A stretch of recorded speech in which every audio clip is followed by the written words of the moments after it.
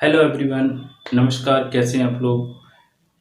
जैसा कि आप जानते हैं, इससे पहले मैंने सिंधु नदी, सतलुज नदी, ब्रह्मपुत्र नदी, झेलम, चिनाब, रावी, ब्यास, सतलुज के बारे में बताया है और मोटे-मोटे तौर पे हिमालय पर्वत से प्रभावित होने वाली नदियों के बारे में मैंने चर्चा की है।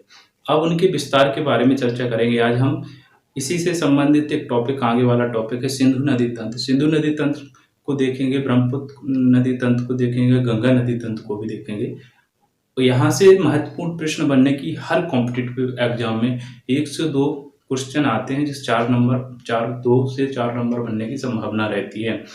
तो ये टॉपिक सबसे महत्वपूर्ण टॉपिक है और आपसे रिक्वेस्ट करना चाहूँगा कि इस प्रकार के वीडियो को देखने के लिए आप चैनल को सब्सक्राइब करें और हमसे जुड़ें। चैनल को लाइक करें, शेयर भी करें। उन दोस्तों तक पहुँचाएँ जिनके लिए बहुत ही ज़रूरी इस प्रकार के वीडियो होते हैं, इस प्रकार की नॉलेज होती है, जो लेने में सक्षम नहीं हो पाते हैं, कहीं न किसी प्रकार से असमर्थ रहते हैं।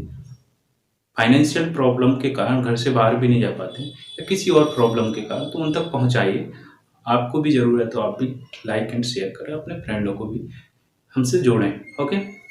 और बेल आइकन को भी दबाएँ।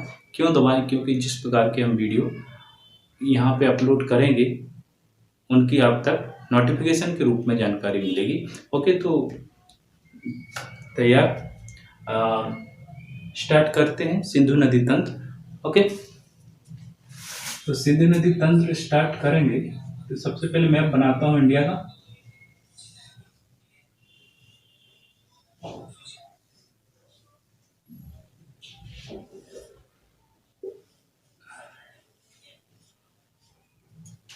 इंडिया मैप बनाया मैंने।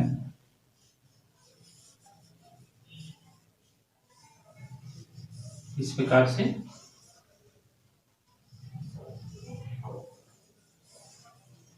ओके।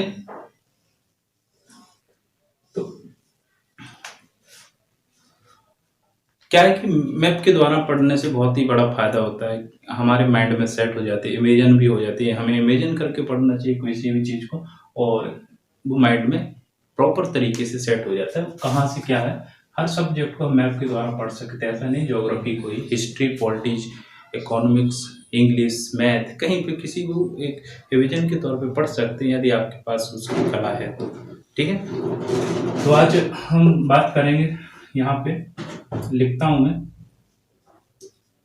सिंधु नदी तंत्र के बारे में। ठीक है, ये लिखा है सिंधु नदी तंत्र। सिंधु नदी तंत्र, तो इससे पहले मैंने बताया था, यहाँ पे 3 ऐसे स्थान हैं जहां से अलग अलग दिशाओं में 3 नदियां जाती हैं। उन नदियों को पूर्ववर्ती नदियां भी बोलते हैं। पूर्ववर्ती नदियां क्यों बोलते हैं? क्योंकि हिमालय पर्वत से पहले भी इन नदियों का यहाँ पे विस्तार था। हिमालय पर्वत को नवीन बलित पर्वत बोलते हैं क्योंकि इसका विस्तार इसी टाइम हुआ है, अभी तो नहीं हुआ है, हजारों साल पहले हुआ है। ठीक है, फिर भी इसको नवीन बलित पर्वत बोलते हैं। नवीन बलित पर्वत क्यों बोलते हैं? क्योंकि जहाँ पे हिमालय पर्वत है, यहाँ से नंगा पर्वत से लेकर के नामचा बरुआ पर्वत है, यहाँ से जम्मू कश्मीर नंगा पर्वत है, यहाँ पे यहाँ से लेकर के अरुणाचल प्रदेश में एक नामचा बरुआ पर्वत है, यहाँ तक हिमालय पर्वत का विस्तार है। और इसका विस्तार इतना है, इस जहाँ पे हिमालय पर्वत है इतना हिस्सा भारत का नहीं था, यहाँ पे था टैथिस सागर। टैथिस सागर से पहले, वो हिमालय से पहले यहाँ पे तीनों नदियां प्रभावित होती थी जिनका विस्तार था। ठीक है, इसलिए इन नदियों को क्या बोला जाता है? पूर्ववर्ती नदियां। पूर्ववर्ती नदियां कौन कौन सी थी? सिंधु नदी, और यहां से है सतलुज नदी, और यहां से है ब्रह्मपुत्र नदी। ठीक, सिंधु, सतलुज और ब्रह्मपुत्र। सिंधु, सतलुज और ब्रह्मपुत्र नदी 3 नदियां थी जो पूर्ववर्ती नदियां हैं, वो हैं और थी और रहेंगी। ठीक है, उनका विस्तार है और था और रहेगा, ऐसी बात नहीं है। ठीक, तो इन नदियों की बात करें तो सबसे पहले सिंधु नदी की बात करें तो एक ग्लेशियर का नाम है चेमा यंगडुंग, चेमा यंगडुंग ग्लेशियर, चेमा यंगडुंग ग्लेशियर। चेमा लिखते जाइए आप।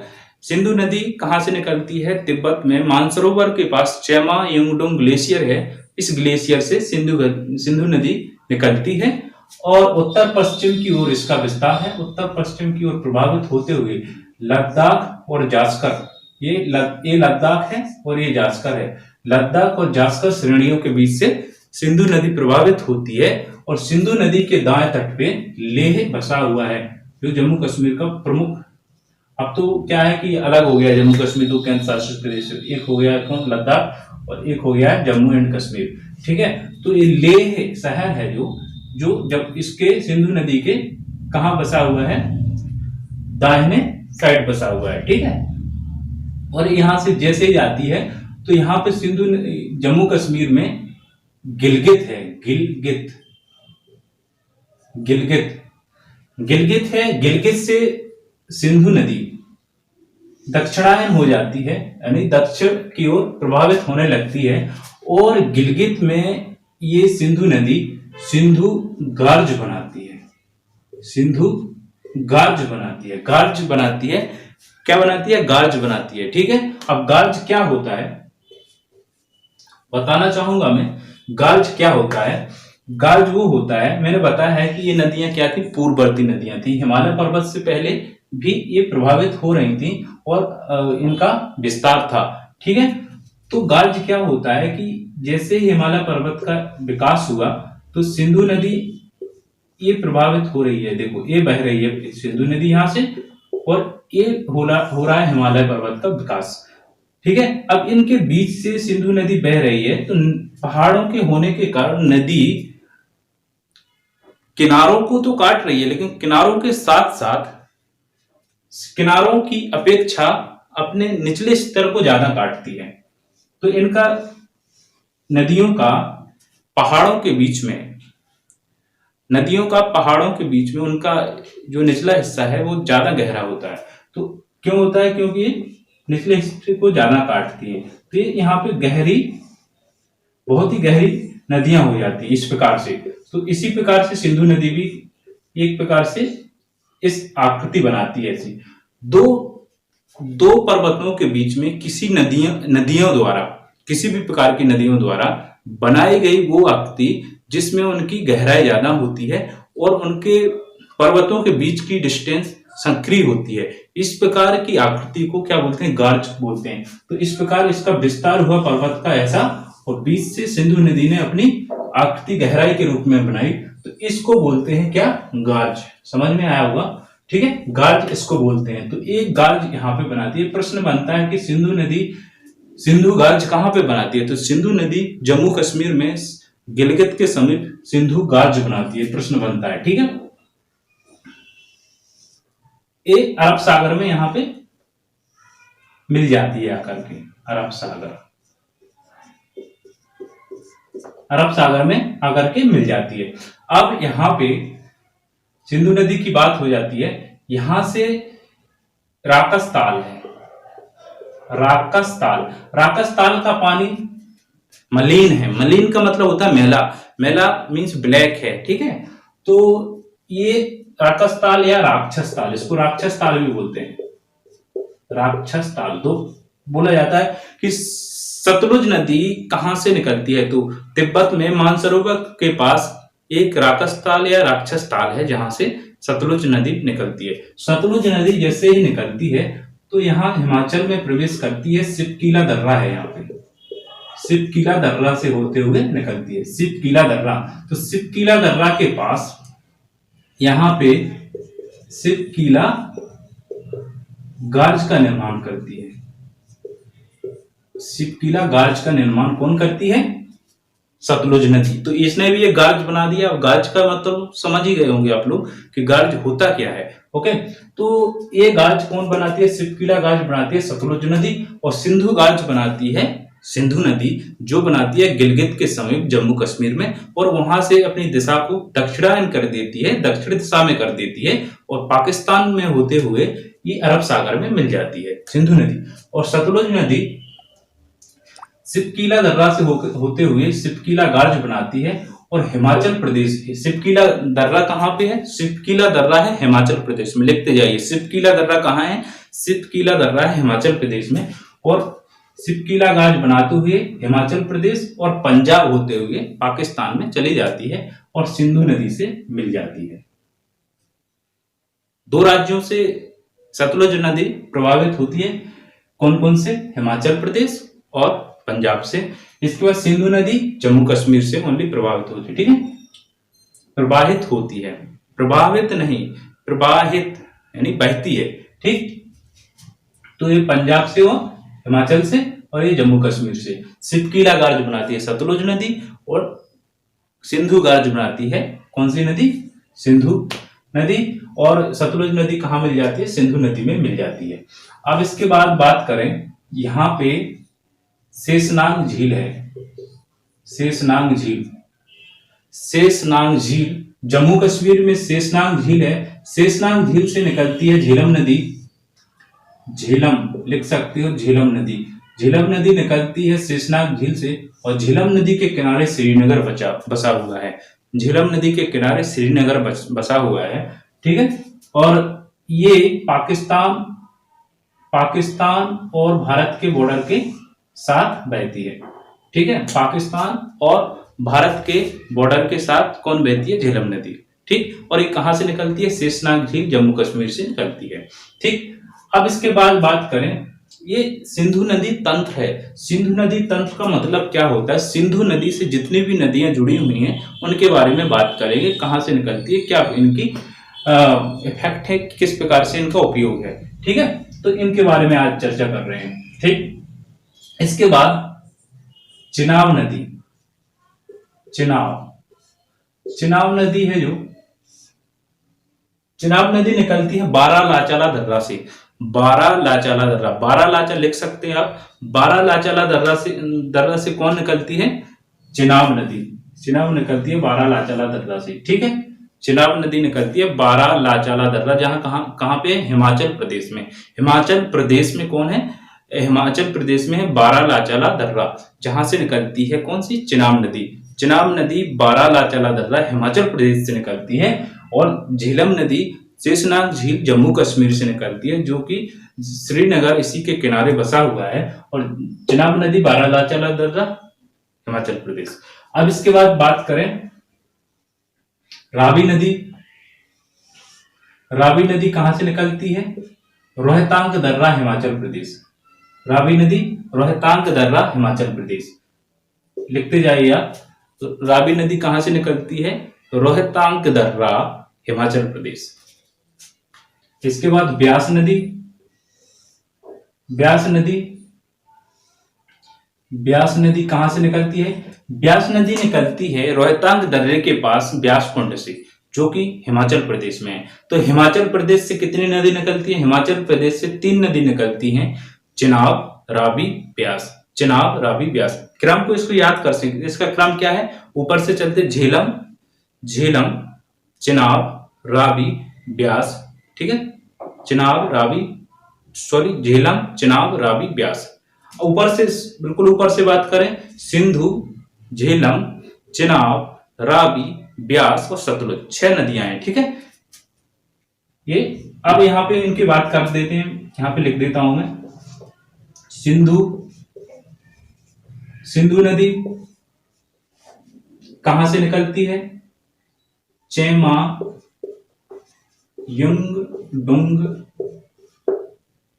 युंगडुंग ग्लेशियर से, चेमा युंगडुंग ग्लेशियर। इसके बाद सतलुज, चेमा युंगडुंग ग्लेशियर कहां है? मानसरोवर तिब्बत में है, लिख सकते हो आप। सतलुज नदी, सतलुज कहां से निकलती है? राकसताल, राकसताल या राक्षसताल, ठीक है, राकसताल या राक्षसताल, ठीक। इसके बाद ये कितने राज्यों से होकर गुजरती है? 2 राज्यों से, हिमाचल प्रदेश और पंजाब। ये कौन सा गार्ज बनाती है? सतलुज नदी सिपकीला गार्ज बनाती है और सिपकीला दर्रा से होकर गुजरती है और सतलुज कहाँ, सिंधु नदी में मिल जाती है। इसके बाद बात करें झेलम। झेलम नदी, झेलम नदी कहाँ से निकलती है? शेषनाग झील से। शेषनाग झील कहाँ है? जम्मू एंड कश्मीर में। ठीक, इसके बाद बात करें, दिख रहा होगा आपको, यहाँ पर दिख रहा है, ठीक है, इसको मैं रब कर रहा हूं, ऊपर लिख रहा हूं इसको, ठीक। और झेलम हो गया। चिनाब, चिनाब नदी, चिनाब नदी कहाँ से निकलती है? अभी बताया मैंने, बारालाचाला दर्रा, बारालाचाला, बारालाचाला दर्रा कहाँ है? बारा लिख सकते हो, बारालाचाला दर्रा कहाँ है? हिमाचल प्रदेश में, हिमाचल प्रदेश में। इसके बाद चिनाब के बाद बात करें रावी। रावी कहाँ से निकलती है? रोहतांग दर्रे से। ये कहाँ है? हिमाचल प्रदेश में। रोहतांग दर्रे से कौन निकलती है? रावी नदी भी निकलती है हिमाचली प्रदेश से, चिनाब भी हिमाचली प्रदेश से, लेकिन दर्रा चेंज हो जाता है, बारालाचाला से चिनाब और रोहतांग रावी, रोहतांग से रावी, ठीक है। इसके बाद बात करें ब्यास। ब्यास नदी भी निकलती है हिमाचली से, ब्यास कुंड, ब्यास कुंड रोहतांग के पास से, रोहतांग दर्रे के पास से, रोहतांग दर्रे के पास से, ये भी हिमाचली प्रदेश में है, ठीक है। इस प्रकार से नदियां निकलती हैं। और अब बताना चाहूंगा मैं कि जो ब्यास नदी है, ब्यास नदी है, जो ब्यास नदी एकमात्र ऐसी नदी है इन छह नदियों में से, ब्यास नदी एकमात्र ऐसी नदी है जो पाकिस्तान में डायरेक्टली अपना पानी नहीं छोड़ती है। वो कहाँ छोड़ती है? वो छोड़ती है सतलुज नदी में। कहाँ पे? पंजाब में हरिके नामक स्थान पे मिल जाती है। किससे? सतलुज से। हरिके यहां लिख सकते हो। ये प्रश्न बनता है सिंधु, ये प्रश्न बन सकता है सिंधु, झेलम, चिनाब, रावी, ब्यास, सतलुज, इन सभी नदियों में से कौन सी ऐसी नदी है जो अपना पानी डायरेक्टली तरीके से पाकिस्तान में नहीं छोड़ती है? तो आपको पता होना चाहिए इसके बारे में। वो ऐसी नदी कौन सी है? ब्यास नदी, जो कहाँ पे मिलती है? सतलुज से हरिके नामक स्थान पंजाब में मिलती है। हरिके नामक स्थान पे सतलुज से मिल जाती है, ठीक है। ये भी प्रश्न बन जाता है। अब इसके बाद ये हो गई बात सिंधु नदी के बारे में। गाज कौन सा बनाती है सिंधु नदी? सिंधु गाज बनाती है। कहाँ पे बनाती है? गिलगित के समीप बनाती है। इसके बाद सिपकीला दर्रा हो गया। सिपकीला दर्रा के पास सिपकीला गाज बनाती है। कौन बनाती? सतलुज नदी बनाती है, राकसताल से निकलती है। झेलम कहाँ से निकलती है? शेषनाग से निकलती है, जम्मू कश्मीर से निकलती है। इसके बाद चिनाब, बारालाचाला दर्रा हिमाचल से निकलती है। इसके बाद रावी, रोहतांग दर्रे हिमाचल से निकलती है। और इसके बाद ब्यास, ब्यास कुंड रोहतांग दर्रे के पास हिमाचल प्रदेश से निकलती है। सतलुज राकसताल से निकलती है, जो कि तिब्बत के समीप मानसरोवर है। ये हमारा सिंधु नदी तंत्र हो गया। सिंधु नदी तंत्र के बाद अब मैं बताना चाहूंगा कि ये ब्रह्मपुत्र नदी है। ब्रह्मपुत्र नदी है। ब्रह्मपुत्र नदी यहाँ पे मैंने बताया था हिमाचल, इसमें अरुणाचल प्रदेश में एक हिमालय की एक चोटी है, पश्चिमी चोटी बोलते हैं। इसका नाम है नामचा, लिख सकते हैं यहाँ पे नामचा बरुआ। नामचा बरुआ पर्वत है। नामचा बरुआ पर्वत से ये अपने आकार बदल देती है और यू आकार, उल्टे यू आकार से टाइम होकर के अरुणाचल प्रदेश में प्रवेश कर जाती है। अरुणाचल प्रदेश में प्रवेश कर जाती है। कौन सी? ब्रह्मपुत्र नदी। ब्रह्मपुत्र नदी अरुणाचल प्रदेश में प्रवेश करती है और असम में आती है। जैसे तो असम में एक नदी द्वीप का निर्माण करती है। इस नदी द्वीप का नाम है मांजुली द्वीप। मांजुली द्वीप है जो विश्व का सबसे बड़ा नदी द्वीप है। बहुत ही अच्छा प्रश्न बनता है, मांजुली द्वीप विश्व का सबसे बड़ा नदी द्वीप है, किस नदी द्वारा बनाया जाता है? उसका नाम है ब्रह्मपुत्र नदी। और ब्रह्मपुत्र नदी के द्वारा मांजुली द्वीप को बनाया जाता है, जो कि कहाँ पे अवस्थित है? असम में अवस्थित है, ठीक है। तो किस नदी के द्वारा बनाया जाता है? ये बनाया जाता है ब्रह्मपुत्र नदी के द्वारा, जबकि मैं बता चुका हूं इससे पहले वाले वीडियो में, ठीक है। ये यहाँ पे आती है और यहाँ जैसे ही ये आती है ब्रह्मपुत्र नदी बांग्लादेश में, असम के बाद बांग्लादेश में आती है, ठीक है। और बांग्लादेश में आते ही और यहां से सिक्किम से एक नदी निकलती है जिसका नाम है तिस्ता। सिक्किम से तिस्ता नदी निकलती है और ये बांग्लादेश में आकर के किससे मिल जाती है, इससे ब्रह्मपुत्र नदी से मिल जाती है। तो इसका नाम हो जाता है जमुना। तो बांग्लादेश में इनको क्या नाम से जाना जाता है, जमुना नाम से जाना जाता है। किसको किसको, ब्रह्मपुत्र नदी और तिस्ता नदी के संयुक्त रूप से मिलने को। अब इसके बाद यहां से मैं जब गंगा नदी तंत्र पढ़ाऊंगा तो उसके बारे में बताऊंगा। यहां से गंगा नदी निकलती है कहां से, अभी बता रहा हूं मोटे मोटे तौर पे, उत्तराखंड से निकलती है गंगोत्री से। और यहां जैसे ही पश्चिम बंगाल में आती है ये गंगा नदी, तो गंगा नदी दो श्रेणियों में विभक्त हो जाती है, दो दिशाओं में विभक्त हो जाती है। जो कि ये दक्षिण में अपनी साइड दिशा से चल देती है दक्षिण में, जिसका नाम हो जाता है हुगली। और यहां से सीधी दिशा में जो चल देती है पूर्व की ओर, उसका नाम हो जाता है भागीरथी। और भागीरथी नदी की बात करें तो भागीरथी नदी अलकनंदा और भागीरथी नदी मिलकर, उत्तराखंड में बात कर रहा हूं मैं, उत्तराखंड की अलकनंदा और भागीरथी नदी के मिलने के बाद ही गंगा का नाम होता है गंगा। तो वो पहले वाली बात है। लेकिन इसी गंगा का नाम जैसे ही पश्चिम बंगाल में दो उसमें बढ़ जाती है श्रेणियों में, भागीरथी और हुगली में, तो उसका नाम हो जाता है वहां पे भागीरथी। और भागीरथी नदी ही बांग्लादेश में प्रवेश करती है तो उसका नाम हो जाता है पद्मा। पद्मा पद्मा इसका नाम हो जाता है।